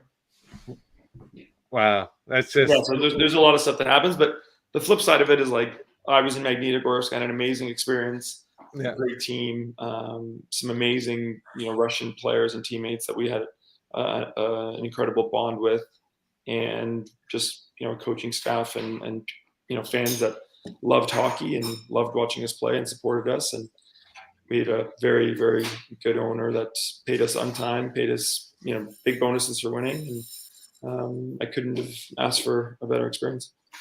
awesome. Go That ahead. kind of leads me into my next question about bonds. So, are there any ex or current NHLers that you still keep in touch with? I actually, the Avs guys, obviously. I just stayed over with John Michael Lyles and his family in Vail, and got to go skiing there, which was pretty cool. I recently, right now, I'm starting a business with Anthony Stewart in Madden. Oh, nice. Oh, nice. So, yeah, there's guys that we cross paths with. I spoke with Andrew Ladd today on the phone about something else, Nice. about mental health, a foundation that he's working on right now, and he's trying to reach out to young players and youth and help them with stress, anxiety, and mental health, and trying to give back to hockey players. That's awesome. Okay, so we have another question to meet. If you want to pull it up. Oh yeah, hold on a second. Okay, this is from Chris, hockey guy. He asked, "What's it like signing cards for companies? Is it something you enjoyed, or more things of a chore? Any thoughts on the actual signing card versus sheets of stickers?" I think when you first start doing it, it's the best thing ever, because I think I was in junior when I got my first deal with Upper Deck, and I think it was for $5 a signature. So it was the best thing in the world, because you don't have an NHL contract yet. So you're thinking this is $5. You're trying to sign as many of those things as possible. You're sending them extra signatures and hoping that they're going to pay you for them. By the way, so I just want to show everyone that I have on screen, though, even though the draft class is a bit different, you're still part of an iconic set. It's still the 0506 Upper Deck Cup. There's your signature there, and that's the set that everyone goes crazy over and tries to collect. So we'll bring it up later, but I wanted to just show everyone real quick that you're immortalized in this cardboard. That's interesting. I guess after a while, you get tired of signing those. But once you actually make the NHL, the money doesn't seem as big as it was when you were 17 or 18 years old and you don't have any money. You're getting paid $300 a month, and every time you sign a hockey card, it's $5. Yeah, well, it adds up, and it's a lot of money. When you're in the NHL and you're in year 3, year 4, year 5, and they want you to sign a bunch of hockey cards, you're kind of I'll do it next week. Yeah, true. That's so a lot of us as collectors, we often wondered that. So thanks for confirming that. Sorry, where did we leave off, Kent? I know where we are. I will continue. So Wojtek, in your rookie year, and you started traveling with the Avs, did you realize how much travel you would be doing as a rookie? And also, did you get homesick at all? I got to live at home during junior, which I was very fortunate, because my mom was a great cook, and all the guys would always come over for that helps. And it took me 5 minutes to get to the rink. I know a lot of guys, don't always end up in the best situation in junior. So I think I was ready to kind of be away for a little bit. And I definitely didn't expect to travel as much. And I think back then it seemed like it was a lot, and we were in Colorado, so we had a really tough travel schedule actually with a 2-hour time change, kind of moving around all the time. But it's so funny to think, because back then I thought we had, I think, two, sometimes 3 12 to 14 day road trips. And that seemed just so crazy, and it was so long. And then fast forward going to Russia in the KHL, my last 2 or 3 years, I was on the road to start the season for 9 weeks once. Oh, really? We went to I left July 2nd, and we were just on the road for training camp for 6 weeks. Then we started the season 3 weeks on the road. Like, that was just the new normal. And I remember having a 28-day road trip like during the season. And, you know, it definitely wasn't easy, but I remember thinking back, like, wow, we were so spoiled in the NHL. You know, 7-day road trip, that'd be like a dream. That's crazy. That's crazy. Actually, I wanted to ask you one question before I forget. Before I can't go to the other question is, and I always want to ask this question, like, what was your pre-hockey? Sorry, what was your superstition like before you would play? Did you have one? I think we all do, and I think they change. It kind of goes with the tide, and if you're playing well and you're scoring, and things seem to be going smoothly, and you just kind of keep doing whatever you're doing and try to not switch too much up. And then if you're not, and you start getting the slump, you got to start, throwing stuff out, and maybe a different route to the rink, or different tie, different shoes, different suits. So there was a lot of different things, but towards the end of my career, I tried to focus on like staples, like just making sure that I was sleeping well, a better routine, and not so much superstition. Yeah. Did you have a particular way of taping your stick? I still tape my stick the exact same way. Always heel to toe, and start on the backhand side. Yeah. I do that with my kids' stick, and I don't know if I'm being insane, but I tape their sticks. I rip the tape off every 2 weeks, right? I tape it the exact same way. I make sure there's no bumps. I redo it if it screws up. And these guys are tykes, so I think I have a problem. Are your kids good? They think they are. They're getting there. They're going to get there eventually. My youngest has already told me, which I'm kind of scared about. He's like, I'm going to play in the NHL, Dad. I'm like, uh-oh. He's 6. So I gotta make sure he doesn't get disappointed. But he's actually, the younger one, really taking to it. The older one is getting more comfortable as the day goes on. His latest thing was his dream is to score goals. He's the only one on the team who hasn't scored.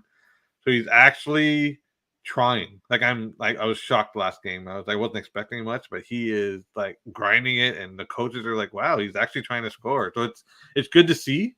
I think the younger one is going to have he's kind of getting on it quicker. So we'll bring it up soon, but I'm gonna get him in some clinics over the summer. Nice. Because he really wants to work on his stick handling and skating. Like, he tells me, I haven't said a word. I'm like, okay. Which I was looking up Sk8on actually, because I was trying to look up their program, but we'll save that for another chat. Yeah, I had my son at Sk8on today. Him and 5 of his buddies. So they came to like the Tuesday clinic, which is an hour and a half, but it's the youngest kids. They're from 2015 to 2012, I think. But they love it, and they had a blast. Yeah, like my youngest is like, he does the strangest things. Like, I'm sure your kids do it. Like, they look at the highlights, and he's like, I wonder how he's holding his stick. I'm like, I never did that as a kid. It's crazy. Kids are crazy, and they pick up and soak up so much. So yeah, but they both are really loving hockey. I'm impressed that they're both so into it. So, and I'm coaching and I'm doing practices with them, so I'm always with them. That's great. So it's actually like a dream come true for me. Like, I couldn't have asked for a better year from that perspective. Like, it's getting up with them at 7 in the morning, 5 in the morning.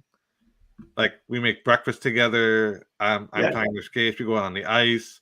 We try to rush to the rink sooner so we can get on the ice before anyone else does. It's a clean sheet of ice, freshly zambonied, right? So, Anyway, sorry, I'm getting reminiscent here. I'll stop. Sorry, back to you, Kent. So we have another question for you. From Peeps, favorite Polish/home cooking dish? Chicken schnitzel with maziria and probably just mashed potatoes. It's like what my mom used to cook. It's like a little salad with like cucumbers and like sour. It's kind of like, I think it's like sour cream yogurt kind of thing. And, Oh, actually, that sounds lovely. Yeah. So every time I would come home, like that was the first meal she would always make. Awesome.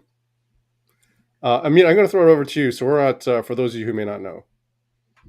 Yeah. So I'll just pick up here. So you mentioned this earlier. So when I was doing some research on your story, there's a lot about you I had known just from following you in the NHL and whatnot. But then I started reading, and you went through and you mentioned like you had your neck injury. So I kind of zoned in on that. And one of the things for our podcast is, while most of the hobbies are centered around money and investing, ours is about inspirational stories. So you already told one about your parents coming overseas, from overseas to here for a better life. So that's one. You had a horrific neck injury that you suffered. And I wanted to ask you, and you kind of want to ask you, how did you push through? Like, I'm just trying to think. I know myself, I would get down on myself and just not, like, I would just be down on myself. How did you, is it the hockey player mentality? Like, how'd you do it? I think a bit of it has to be the hockey player thing, where we're always kind of told, you push through, you figure it out. The other side of it is, having kids and thinking about what my life would be like if I didn't push through. And I know the effects of injuries, if you don't rehab them properly, can be long-lasting and debilitating, and sometimes for the rest of your life. So I think the first thing that I was thinking of the most was, would I be able to play sports with my kids and my son, and what life would look like if I didn't come back from the injury. And I think the Olympics really helped, knowing that I had a chance to play for the Olympic team, for Team Canada. Definitely motivated me, and I wanted to see if that could be a dream that I could fulfill. And lucky enough, I got it done, and I got a bronze medal, and I got to go to the Olympics. So was that your goal to get you through? Like, I want to play in the Olympics? Like that? Yeah. At the beginning, no. At the beginning, it was just I wanted to make sure that I wasn't paralyzed, and my neck would heal properly, and I wouldn't have nerve damage in my hand and my arm. And then once I had more time, I think once you have time to think about it and you step back, and I had 2 weeks in a Russian hospital to think about it. So I had a lot of time to stare at the wall and talk to myself. I began to kind of just put things into perspective and realize, I can still walk, I can move my hands, I can move my feet, and I'm lucky. And it could have been a lot worse off. And from there, you kind of just each day start building back on what you're going to do. And I remember like sitting laying in the hospital and thinking about getting my mind strong and knowing that it was going to be a battle, and that I've got to kind of stay positive and things like that. It was really kind of a survival mode in that hospital, just thinking about like, okay, this is going to be tough, so I've got to get ready, and I've got to like mentally prepare myself to take this thing on. Yeah, I still find it amazing that you were able to do that and still go on and play in the Olympics. Like, I hadn't known about that previously. When I read that, I was like, wow, that's insane. And then fast forward, you're playing the Olympics. So this is perfect timing because we just got over the Olympics. Yeah. What is it like to pull that Canadian jersey on and play? Like, what does it feel like?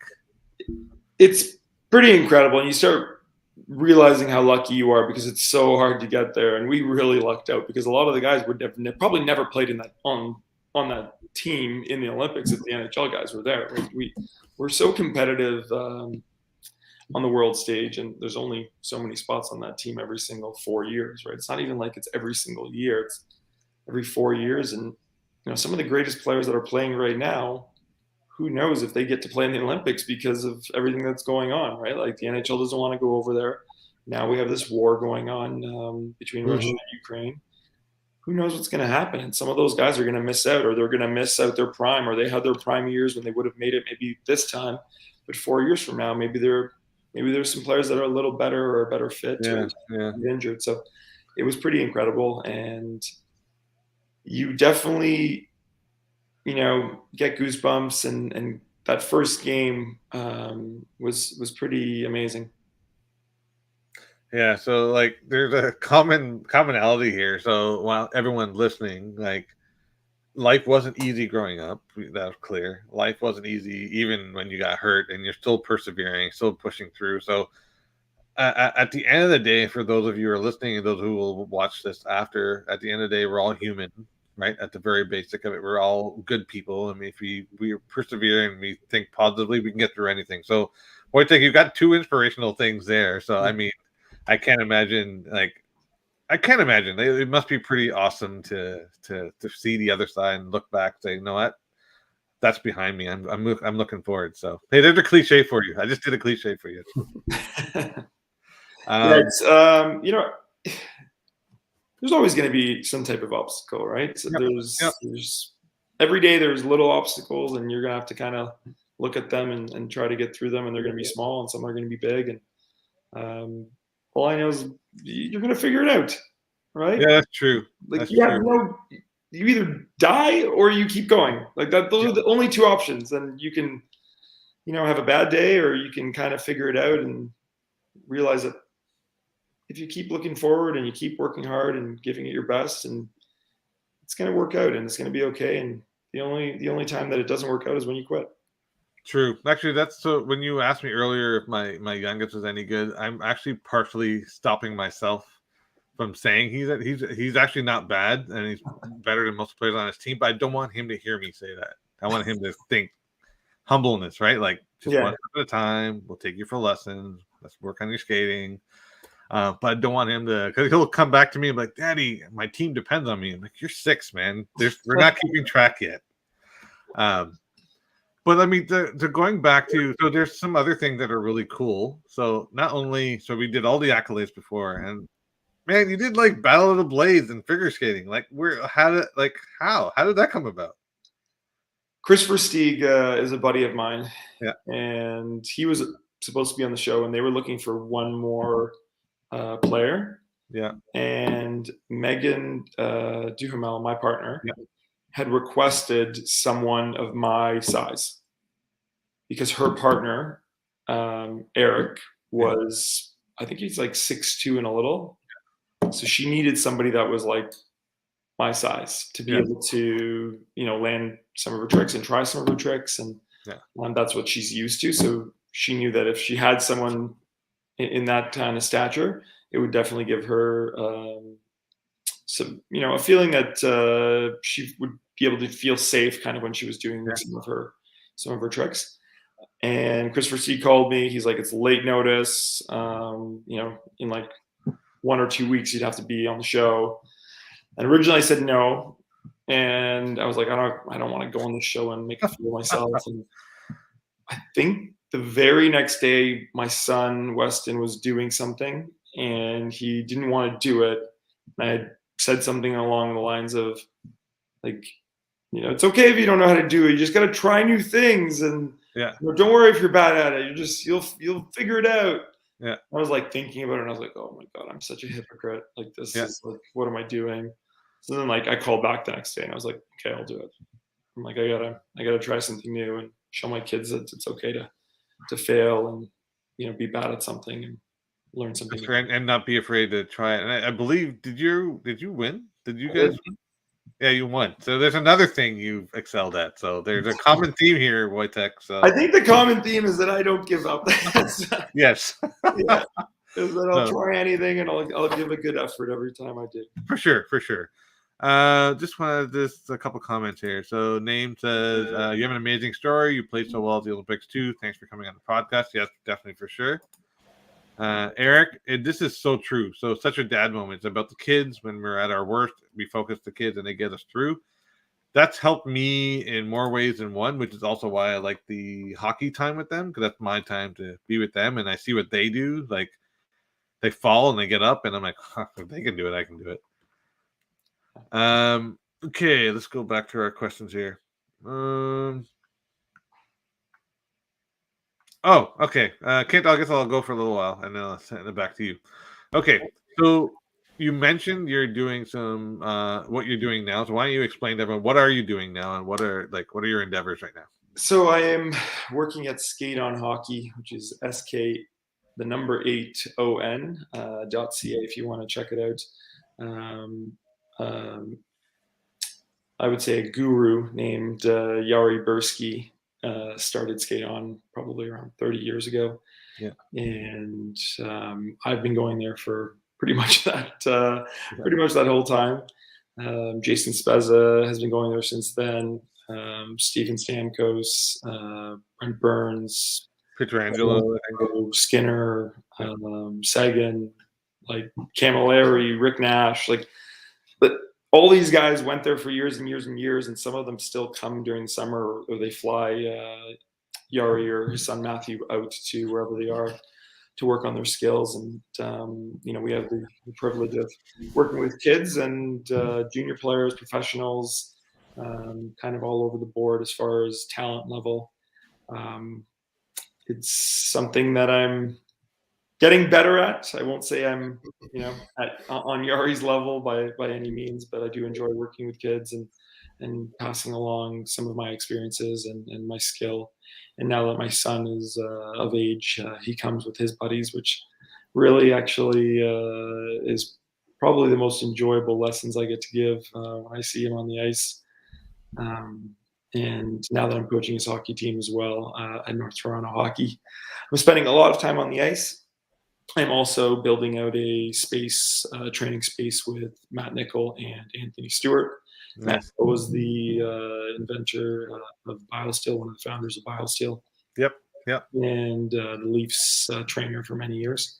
Yep. And we're looking to work with kids, have camps that are kind of elite, but at the same time, focus on training and doing things the right way, and learning from Matt off the ice about how to train properly at a younger age, so then they can kind of graduate and hopefully, if they're still interested in hockey, graduate to Matt Nickel's program and become pros. But having fun as well, playing spike ball and basketball and football and other sports while being able to train at a high level. So I think that's an important part.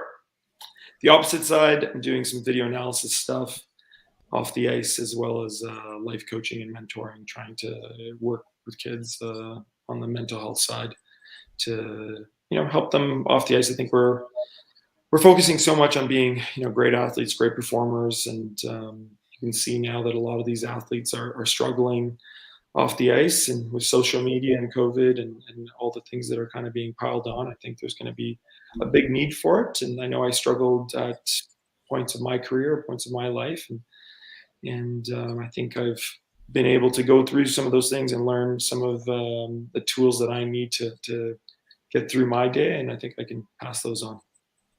That's awesome. And just so everyone's aware, I've actually been looking at your website. Actually, I was looking at Sk8on before I had actually reached out to you, and didn't realize you were there. Probably going to be sending my kids there at some point over the summer. Hopefully. So you'll see them, or whoever is there will see them. So I'm looking forward to that.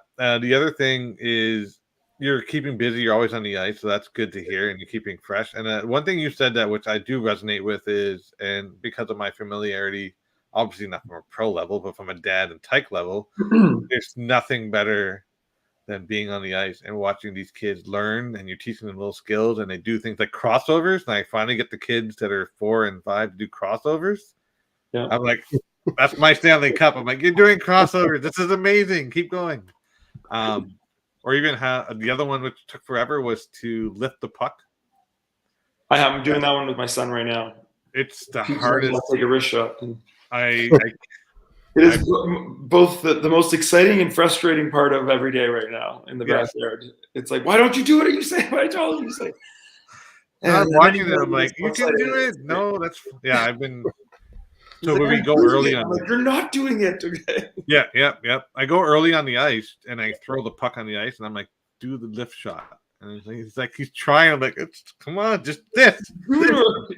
It's so hard to get him to teach that. Even the 9 and 10-year-olds, some of them who get it, and they're really good. They score all the time. Yeah. But the ones that don't get it, they just don't get it, and it's okay. It's not a deal breaker. Yeah. So we're gonna talk about the famous cup card. So I'm gonna bring it back up on screen. So I'm gonna just talk about it. So Yeah, go for it. This set that we were talking about earlier, it's kind of funny. When you were a little bit late, the gang that was hanging out in the background were telling me some people in that set.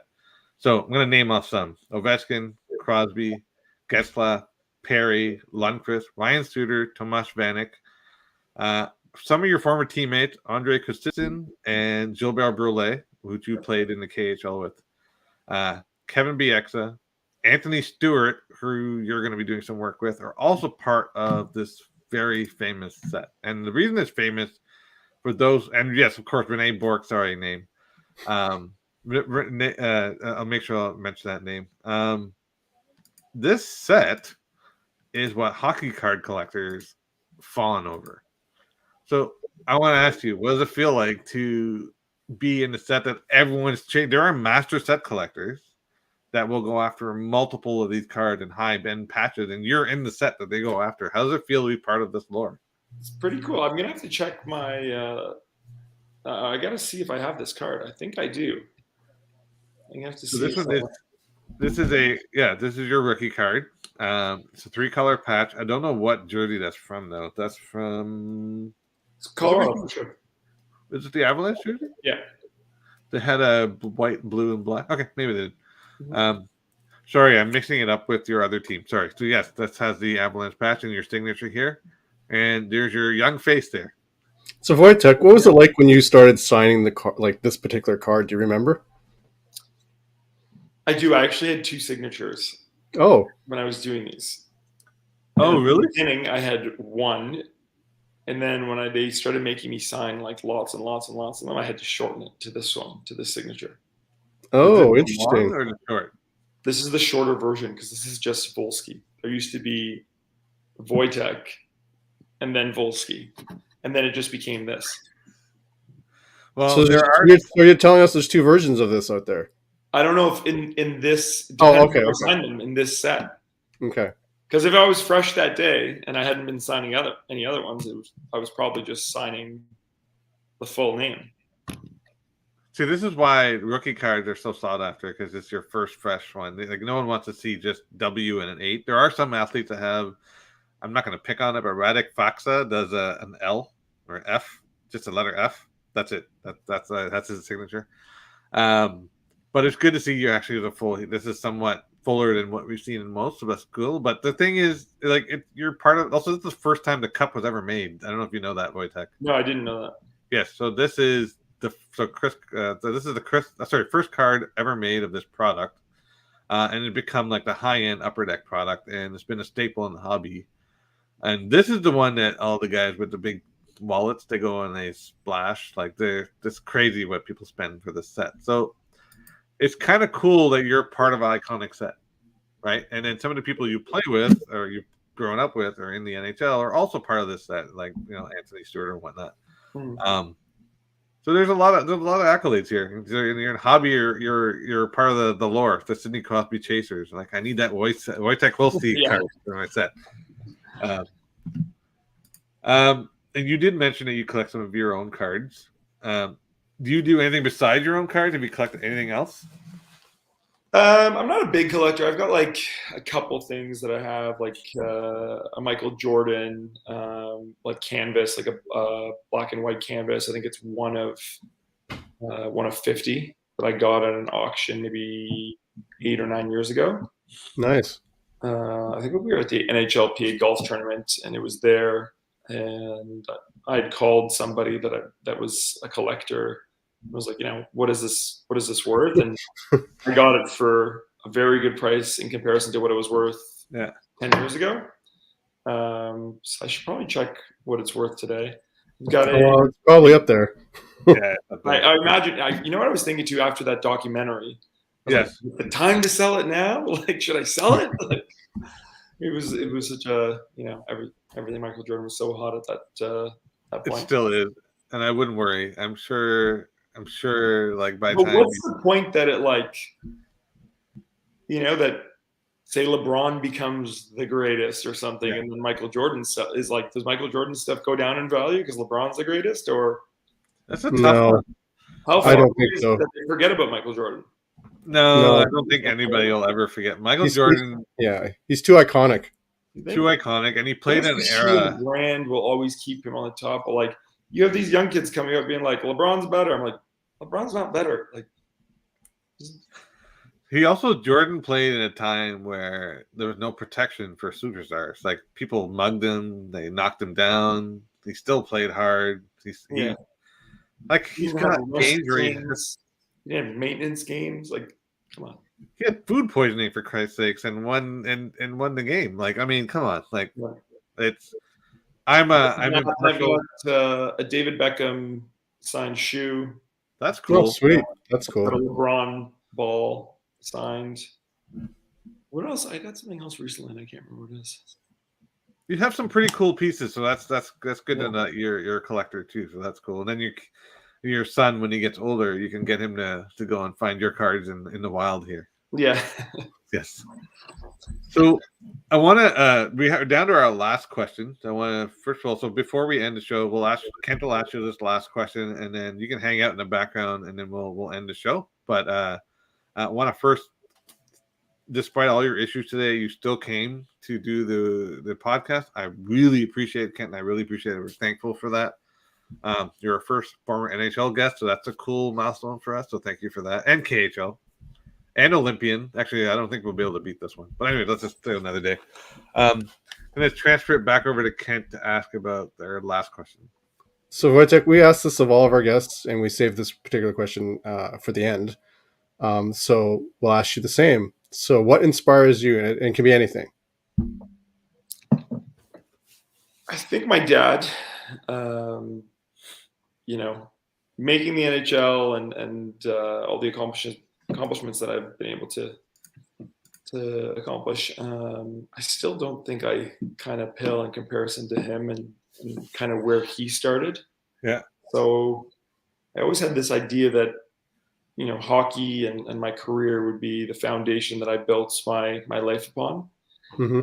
So now I'm kind of trying to figure out, what the next steps are and how do I keep going, and just trying to get better every day, trying to be a good role model to my kids. We're having our fourth pretty soon. So I want to be as good as my dad. I think one of my dad's best friends, we were at a party years ago, and we were having a drink, and he kind of just came over and said, man, I love your dad. Like, he's the best guy, and he's such everybody loves him. And I was thinking, like, I hope one day that, people do that with my kids and talk that way.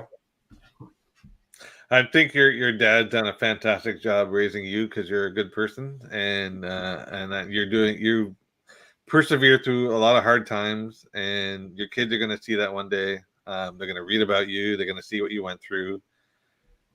They'll still ask you for money for clothes and stuff, but anyway, they're gonna at least see you're immortalized in the hockey world and in cards, and they'll get to see it. So I think you should be quite proud of yourself and what you've accomplished. So for sure, pat yourself on the back for sure.